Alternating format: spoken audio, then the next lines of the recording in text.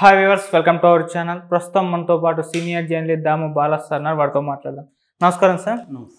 Sir, జాలీ Thomas అనే ఒక మహిళ 6 మర్డర్స్ చేసింది. సో దీన్ని బేస్ చేసుకొని రీసెంట్గా కరియన్ సైనైడ్ అని ఒక డాక్యుమెంట్ని కూడా తీశారు. రీసెంట్గా నెట్ఫ్లిక్స్లో రిలీజ్ అయింది. మంచి పాపులారిటీ కూడా సంపాదించుకుంది.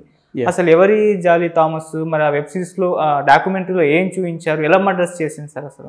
ఇది కేరళలో ఒక రకమైన సెన్సేషన్ సృష్టించిన సంఘటనగా చెప్పుకోవచ్చు. మామూలుగా కేరళలో ఇంతకు ముందుగా కూడా సీరియల్ కిల్లర్స్ కొంత పాపులర్ అయిన వాళ్ళు ఉన్నారు.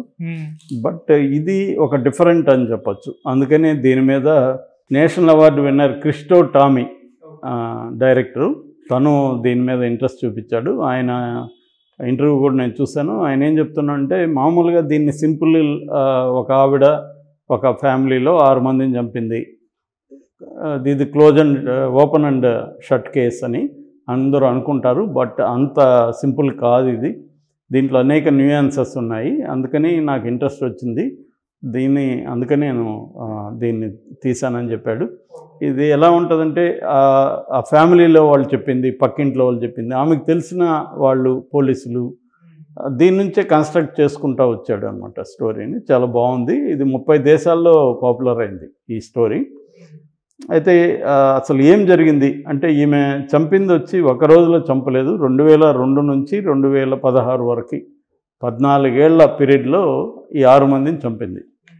అందువల్ల కూడా ఈమె దొరకలేదు. యాక్చువల్గా దొరకడం కూడా ఒక ఆశ్చర్యకరం అని చెప్పచ్చు. ఎలా దొరికింది అనేది కూడా ఒక యాక్సిడెంటల్గా ఒకరికి డౌట్ రావడం, అక్కడ నుంచి దొరికింది ఈమె. నిజానికి 14 ఏళ్ళు ఈమె దొరకకుండా ఉండింది. సో ఈమె పేరు జాలీ థామస్. ఈమె 2017లో రే థామస్ అనే అతన్ని పెళ్లి చేసుకుంది. వాళ్ళ ఇంటికి వెళ్ళింది. వాళ్ళది కొంత ఉమ్మడి కుటుంబం, అమ్మ, నాన్న, చెల్లి, తమ్ముడు అందరూ ఉంటారనమాట. కొంచెం ఒక పెద్ద కుటుంబం అని చెప్పుకోవచ్చు. ఆ కుటుంబంలోకి వెళ్ళింది. వెళ్ళిన తర్వాత అక్కడ అబద్ధాలు చెప్పే వెళ్ళింది ఈమె. అంటే నేను ఎంకామ్ పాస్ అయ్యాను అని చెప్పింది ఇంట్లో. యాక్చువల్గా ఈమె ఇంటర్మీడియట్ కూడా చదవలేదు. సో ఇక్కడ ఈ చిన్న అబద్ధం ఏదైతే ఉందో, ఆమె ఎందుకు చెప్పిందంటే తనని తక్కువ చూస్తారేమో అన్నట్టుగా కొంత బిల్డప్ కోసం చెప్పింది, అంతకంటే ఏమి లేదు. కానీ ఒక్కోసారి చిన్న అబద్ధమే ఏ స్థాయికి వెళ్తుంది అనే దానికి కూడా ఒక ఎగ్జాంపుల్. ఆమె కానీ ఉన్నట్టు నేను ఇంటర్మీడియట్ ఫెయిలు అని చెప్పుంటే ఈ కథ జరిగేది కాదు. యాక్చువల్గా ఇది ఒక కీలకమైన విషయాల్లో ఇదొకటి అనమాట.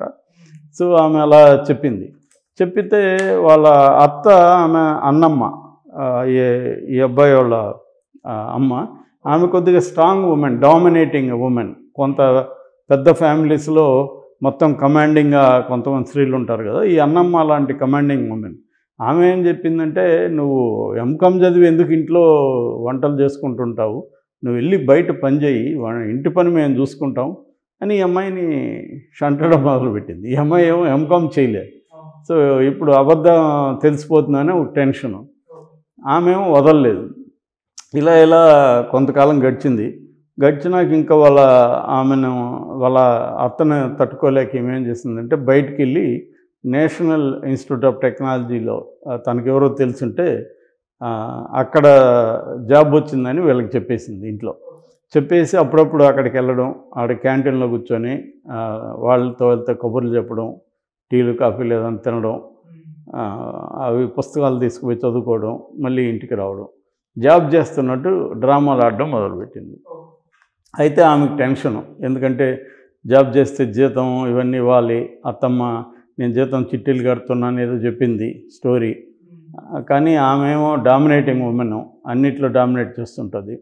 సో ఈమెకి టెన్షన్ పెరిగిపోయింది. దాంతో ఈమెని 2 కారణాలతో చంపాలనుకుంది. ఒకటి, తన రహస్యాలు బయటపడతాయని. రెండవది, ఈ మొత్తం ఫ్యామిలీని ఆమె డామినేట్ చేస్తుంది. ఆమె కానీ లేకపోతే నేను ఈ మొత్తం ఫ్యామిలీని డామినేట్ చేయగలను అనేది మాకు అర్థమైపోయింది. ఎందుకంటే మిగతా వాళ్ళ మీద అంతా ఈమె కమాండ్ ఉంది, కానీ వాళ్ళ అత్త మీద లేదు. సో దాంతో అధికారం కోసం తన చెప్పిన అబద్ధాలు బయటపడతాయని ఈ 2 కారణాలతో ఆమెను చంపేయాలనుకున్నది. ఆమెకు ఆల్రెడీ కొద్దిగా ఆరోగ్యం కూడా ఇబ్బంది ఉంది. ఆమెకి ఏం చేసిందంటే మటన్ సూప్ చేసింది ఒకరోజు. మటన్ సూప్ చేసి ఆమెకి అందులో ర్యాట్ పాయిజన్ ఎలుక పెట్టే విషం ఉంటుంది కదా, దాన్ని కలిపేసింది. కలిపేసరికి ఆమె చనిపోయింది.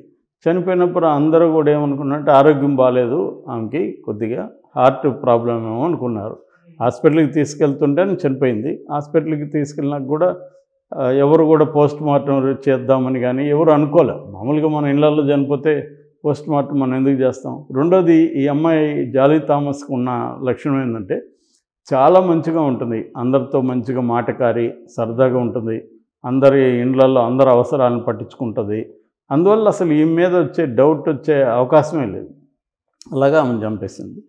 చంపేసిన తర్వాత ఈమెనుకున్నట్టు ఈ 2 ప్రయోజనాలు నెరవేరినాయి. ఏది, ఒకటి పవర్ వచ్చింది, మొత్తం ఫ్యామిలీకి ఈమె ఇప్పుడు హెడ్ అయింది. రెండోది, ఈమె అబద్ధాలను ఇప్పుడు ఎవరు అడిగే పరిస్థితి లేదు, మిగతా వాళ్ళు ఎవరంతా పట్టించుకోరు ఈమె జాబ్ చేస్తుందో లేదని. కాబట్టి కమాండ్ వచ్చింది. అయితే ఈ లోపల ఈమెకి బయట తిరుగుతున్నప్పుడు మాథ్యూ అనే ఒక అతను పరిచయం అయ్యాడు. అతనితో క్లోజ్ అయింది.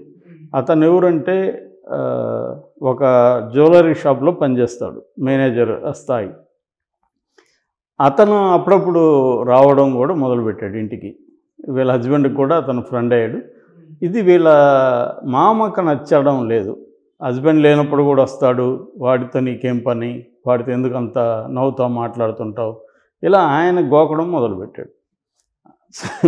సో దాంతో ఈ అమ్మాయికి అతని మీద కోపం వచ్చింది, అదొకటి. రెండవది, ఆస్తి, ఆ ఇల్లు కానీ ఆస్తి కానీ ఆయన పేరుతో ఉంది.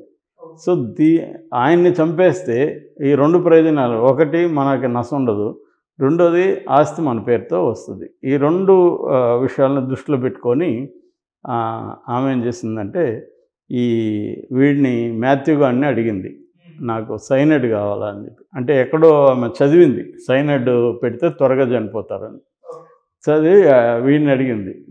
అది కూడా ఒక న్యూస్ వినింది, ఏదంటే బంగారు పని చేసే చోట సైనైడ్ వాడతారు అని, బంగారు పని కోసం, అంటే గోల్డ్ స్మిత్స్. సో వీడికి తెలుసుంటారు కదా గోల్డ్ స్మిత్ అని వీడిని అడిగింది. వీడేం చేశాడంటే ప్రజాపత్ అనే ఒకడు గోల్డ్ స్మిత్ ఉన్నాడు, బంగారు పని చేసేవాడు, వాడిని అడిగాడు. వాడు అట్లంతా ఇవ్వడానికి లేదు, అది చాలా డేంజర్ అది ఇది అంటే వాడికి 5,000 డబ్బులు, మంచిగా ఫారిన్ విస్కీ, తర్వాత వాడు ఈమె మీద కన్నేశాడు. ఈమెతో ఒకసారి నన్ను పడుకోబెట్టరా అని అడిగాడు వాడిని. సరే ఈమెకి చెప్పాడు, వాడు ఎలా అడుగుతున్నా అంటే సరేనండి. సో వాడితో ఒక నైట్ గడిపింది. సో ఒక 5,000 లిక్కర్ బాటిల్, వాడితో ఒక నైట్, దాంతో వాడు సైనైడ్ ఇచ్చాడు. ఆ సైనైడ్ తీసుకొచ్చి వీళ్ళ మామకి, మామూలుగా ఆయన ట్యాబ్లెట్లు, మష్రూమ్ క్యాప్సల్స్ అంటారు వాటిని, అవి వేసుకుంటాడు. ఆ క్యాప్సల్లో తీసి ఆ మందు బయట వేసి దీన్ని సైనైడ్ దాంట్లో కలిపి పెట్టి ఇచ్చింది, మా ట్యాబ్లెట్ ఆ క్యాప్సల్ ఇచ్చింది. ఆయన వేసుకొని ఆయన చనిపోయాడు. సో ఆయన్ని కూడా ఎవరు అనుకోలేదు. ఇదేంది, ఆమె అత్తకి ఈయన చనిపోవడానికి మధ్య 6 ఏళ్ళ గ్యాప్ ఉంది. 2002లో అత్త చనిపోతే చంపేస్తే అత్తని, 2008లో ఇతనే చంపాడు. 6 ఏళ్ళ గ్యాప్ ఉంది. సో 6 ఏళ్ళ గ్యాప్ వల్ల ఎవరికి మళ్ళీ అనుమానం రాలే, మళ్ళీ ఆయనకి బాగాలేదు కాబట్టి చనిపోయాడు అనుకుంది. అప్పుడు కూడా ఈమె ఉంది, ఈమె డ్రామా చేసింది, అయ్యో మామ అది ఇదని హెల్ప్ అని అడిగింది, అందరిని ఈమె చూసుకుని వెళ్ళింది. అప్పుడు కూడా ఈమె మీద ఎవరికి డౌట్ రాలే. తర్వాత ఏం చేసిందంటే ఈ లోపల వీళ్ళ హస్బెండ్ జాబ్ పోయింది, అతనికి ఎక్కువ ఇంట్లో ఉండడం, వీళ్ళ నాన్న చేర్చి పెట్టిన సేవింగ్స్ని ఖర్చు పెట్టడం, ఇలా చేస్తుంటే ఈమెకి నచ్చలేదు, అతని పట్ల గౌరవం లేకుండా పోయింది, వీడు వేస్ట్ గాడు అన్నట్టుగా. అప్పటికే ఈమెకి 2 పిల్లలు, కూతురు కొడుకు. ఈ లోపల వాడిని చంపేద్దామని డిసైడ్ అయింది. హస్బెండ్ కూడా చీటికి మాటికి ఏమైనా కంట్రోల్ చేయడం, వాళ్ళతో ఎందుకు తిరుగుతున్నాడు, వీడితో ఎందుకు తిరుగుతున్నాడు, వీళ్ళకి కూడా డౌట్ వచ్చింది, వీళ్ళతో అంత అఫైర్ ఉందని కంట్రోల్ చేయడం మొదలుపెట్టాడు. దాంతో వీడిని లేపేద్దామని చెప్పి 2011లో, అంటే 3 ఏళ్ల తర్వాత ఇతనికి ఒక చిక్కుడు కర్రీ చేసి ఆ కర్రీలో ఈ సైనైడ్ వేసి చంపేసింది. అయితే ఇతను హాస్పిటల్కి తీసుకెళ్లారు, తీసుకెళ్ళి చనిపోయాడు అని చెప్పారు. అయితే వీళ్ళ మామ, ఆ అబ్బాయి వాళ్ళ మామ, అంటే హస్బెండ్ వాళ్ళ చిన్నాన్న, ఈమెకి మామ అవుతాడు, మాథ్యూ మనిజయేదిల్ అనే అతని పేరు. అతను ఏంటంటే డౌట్ వచ్చింది, వీడు యంగ్, వీడి కింద హార్ట్ అటాక్ రావడం, హార్ట్ అటాక్ అని అనుకున్నారు. ఈమె కూడా హార్ట్ అటాక్, అప్పుడప్పుడు నొప్పి అంటుండేవాడు, ఏదో చెప్పేసింది కథ. సో ఆవిడకి డౌట్ వచ్చి పోస్ట్ మార్టం చేయమని కూర్చున్నాడు. హాస్పిటల్లో పోస్ట్ మార్టం చేస్తే సైనైడ్ వాళ్ళు దొరికింది. దాంతో ఆమె ప్లేట్ ఫిరాయించి 2 సార్లు ఇంతకు ముందు కూడా ఆత్మహత్య ట్రై చేశాడు, నేను ఎవరికి చెప్పలేదు ఎందుకులే అనేసి, చెప్పొద్దని నా దగ్గర మాట తీసుకున్నాడు, ఇప్పుడు కూడా ఆత్మహత్య చేసుకున్నట్టున్నాడు, ఉద్యోగం లేదు కదా అది ఇదని చెప్పేసింది. అది నమ్మేశారు అందరూ. కానీ వీళ్ళ మామకు మాత్రమే కొద్దిగా డౌట్ వస్తూ ఉండింది. దాన్ని కూడా ఈమె అతన్ని కవర్ చేసి మేనేజ్ చేసింది. అయితే అతను ఎప్పుడైతే హస్బెండ్ లేడో అతను ఎక్కువగా ఇంటికి రావడం, అతను కంట్రోల్ చేయడం మొదలుపెట్టాడు. మళ్ళీ ఈమెను అక్కడ ఎందుకు వెళ్తున్నావు ఇక్కడ ఎందుకు వెళ్తున్నావు అని అతను కంట్రోల్ చేయడం దాంతో అతన్ని తొలగించుకోవాలనుకుంది. మళ్ళీ 2014లో హస్బెండ్ చనిపోయింది, 2011 మళ్ళీ 3 ఏళ్ళ తర్వాత, అంటే గ్యాప్లు ఇచ్చుకుంటూ వచ్చింది ఈమె. ఇతనికి విస్కీలో మంచిగా పార్టీ ఇచ్చి ఒకరోజు ఇంటికి పిలిచి ఫుడ్ పెట్టి విస్కీ పోసి ఆ విస్కీలో కలిపేసి సైనైడ్ ఇచ్చేసింది. సో అతను చనిపోయాడు. అతని మీద కూడా ఎవరికి డౌట్ రాలా, ఎందుకంటే అతనికి కూడా హెల్త్ ఇష్యూస్ ఉన్నాయి. సో అతనికి పోస్ట్ మార్టం కూడా చేయలే. పోస్ట్ మార్టం చేసింది వీళ్ళ హస్బెండ్కి ఒకరికి. సో ఇలాగా ఇప్పటికి 4గురిని తన కుటుంబంలో చంపింది. అప్పటికే వీళ్ళ భర్త రే థామస్ వాళ్ళ బ్రదరు, అతను రోజో అంటారు అతను అమెరికాలో ఉండి అప్పుడప్పుడు వస్తున్నాడు. సో వీళ్ళ చెల్లెలు ఉంది, ఆమెకు కూడా ఏం డౌట్ రాలేదు, ఎందుకంటే ఈమె చాలా బాగా చూసుకుంటుంది కదా మిగతా వాళ్ళు. సో ఈమెకి ఇప్పుడు ఏంటంటే భర్త చనిపోయాడు, తనకి ఎవరు లేరు, ఎవరినైనా పెళ్లి చేసుకుందామా అని ఆలోచించి చూస్తే ఇతని కజిన్, ఒక భర్తకి కజిన్ ఉన్నాడు ఒకతను, షాజు జకారియా అతని పేరు. ఈ షాజు జకారియాని పెళ్లి చేసుకుంటే బాగుండని ఈమె కనిపించింది. వాడికేమో భార్య పాప ఉంది. సో పెళ్ళి అతను చేసుకోడు కదా, అందుకని ఏం చేసిందంటే పాపను ముందు చంపేద్దామని డిసైడ్ అయింది. 2.5 ఏళ్ళ పాప. ఆ పాపని గొంతు పిసికి చంపేసింది ఎవరు లేనప్పుడు. కానీ అది ఎవరికి డౌట్ రాలా, ఆ పాప చనిపోయింది. తర్వాత కొంతకాలానికి ఈ శైలీ షాజు అంటారు ఆమెని, వాళ్ళ భార్యని, ఆమె ఏదో డెంటిస్ట్ దగ్గర పోదామంటే నేను కూడా వస్తాను, ఆమెతో బాగా స్నేహం చేసింది. ఎప్పటి నుంచో స్నేహం చేసి ఆమెను డెంటిస్ట్ దగ్గరికి తీసుకుపోతున్నప్పుడు కూల్ డ్రింక్ తాగుదామని పిలిచింది. కూల్ డ్రింక్లో కల్పించేసింది. ఇది పబ్లిక్ ప్లేసు, ఎవరికి డౌట్ రాలే. కూల్ డ్రింక్ తాగినాక ఆమె పడిపోయి చచ్చిపోయింది, ఎవరికి డౌట్ రాలే. ఆమెకు కూడా ఏదో హెల్త్ ఇష్యూస్ అనుకున్నారు, పోస్ట్ మార్టం చేయలే. ఇలాగా 6 మందిని చంపింది. తర్వాత వాళ్ళ మొగుడిని పెళ్లి చేసుకొని అతనితో ఉంది. ఇలా ఉన్నప్పుడు ఈ భర్త వాళ్ళ సిస్టరు బ్రదర్ రోజో వీళ్ళిద్దరు ఒకసారి ఫోన్లలో మాట్లాడుకునేవాళ్ళు అమెరికా నుంచి. అతనికి ఈ సిస్టర్కి ఫస్ట్ డౌట్ వచ్చింది. ఎట్లా డౌట్ వచ్చిందంటే, ప్రతి చోట చనిపోయిన 6 మంది మన ఇంట్లో 4 చనిపోయారు, ఈమె పెళ్లి చేసుకున్న కూతురు భార్య చనిపోయింది, ప్రతి చోట ఈముంది, ఎందుకు ఉండొచ్చు ఇలాగా అన్న డౌట్ దగ్గర స్టార్ట్ అయింది. ప్రతి చోట ఈముంది, ఈమెకి సంబంధించిన వాళ్ళే 6 మంది చనిపోయారు, ఏదైనా ఉండొచ్చా అన్నప్పుడు, సరే ఎందుకన్నా మంచిది, వీళ్ళ హస్బెండ్ అతనికి పోస్ట్ మార్టం చేశారు కాబట్టి దాని రిపోర్టు ఉంటుందని ఆర్టీఐ ద్వారా వాళ్ళు అప్లై చేశారు. అప్లై చేస్తే మొత్తం ఇన్క్వెస్ట్ రిపోర్టు అన్నీ వచ్చింది వాళ్ళకి. వస్తే దాంట్లో ఒక డౌట్ వచ్చింది. అదేంటంటే అతని కడుపులో సైనైడ్తో పాటు చిక్కుడు కర్రీ ఉంది. మామూలుగా అయితే ఈమె ఏమేడిచ్చిందంటే ఆ రోజు గుర్తుంది వాళ్ళ సిస్టర్కి, నువ్వు మధ్యాహ్నం తినింది అంతే, మళ్ళీ తిండి కూడా లేదే, నా చేతితో నీకు చిక్కుడు కర్రీ అంతా వండి పెడితే దాన్ని కూడా తినలేదే అని ఏడ్చింది ఆమె అప్పుడు డ్రామాలో. మరి చిక్కుడు కర్రీ తినకపోతే కడుపులోకి చిక్కుడు కర్రీ ఎలా వచ్చింది అంటే, వాడు రాత్రి తినుండాడు, ఆ చిక్కుడు కర్రీలో ఈ సైనైడ్ ఉంది కాబట్టి ఈమె ఏదో సందేహం వచ్చేసింది వాళ్ళకి. వచ్చేసినాక వాళ్ళిద్దరు, అతను అమెరికా నుంచి వచ్చి 2019లో పోలీస్ కంప్లైంట్ ఇచ్చాడు, ఇది మాకు డౌట్ ఉంది సార్ చూడండి మీరు ఇలాగా. వాళ్ళు ఎంక్వైరీ మొదలుపెట్టారు. మొదలుపెట్టి ఈ మీద నిఘా పెడితే ఈ మాథ్యూ గారు వీళ్ళు దొరికారు.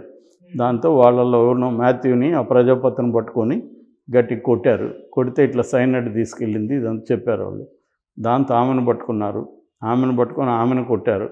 కొడితే మొత్తం కన్ఫెస్ అయింది, నేనే ఇలా ఈ కారణాలతో చంపేశాను. ఓకే. సో ఆమెను జైల్లో పెట్టారు. జైల్లో ఉన్నప్పుడు కూడా 2020 ఫిబ్రవరి 27న ఈ మణికట్టు దగ్గర ఇవి ఉంటాయి కదా, నరాలు మామూలు కోసుకుని చచ్చిపోతుంటారు. ఈమె వాటిని కొరుక్కునింది చనిపోవాలని, కానీ అక్కడ వార్డర్లు చూసి ఆమెను సేవ్ చేశారు. ప్రస్తుతం అయితే జైల్లో ఉంది. ఇది మళ్ళీ పోలీస్ ఇన్వెస్టిగేషన్ కూడా ఏంటంటే కోర్టులో నిరూపించాలి కాబట్టి ఈ 6 బాడీలను మళ్ళీ తవ్వి తీసి వాటిలో ఎముకల్లో DNA అవన్నీ టెస్ట్ చేసి 6 మందిలో కూడా సైనైడ్ ఉందని నిరూపించారు. ఆ ఫస్ట్ ఆమెతో మాత్రమే ర్యాట్ పాయిజను ఈ గొంతు విసికింది. ఇది వదిలేస్తే మిగతా 4గురిలో కూడా సైనైడ్ ఉంది. సో 4గురిలో సైనైడ్ ఉండడం, వీళ్ళ దగ్గర సైనైడ్ తీసుకుపోవడం, ఇవన్నీ వాళ్ళు ఎస్టాబ్లిష్ చేశారు. అయితే కోర్టులో ఈమెకు ఒక స్ట్రాంగ్ లాయర్ దొరికాడు. అతను ఆమె ఇన్నోసెంట్ అని నమ్ముతున్నాడు. అది కూడా సిరీస్లో ఉంది.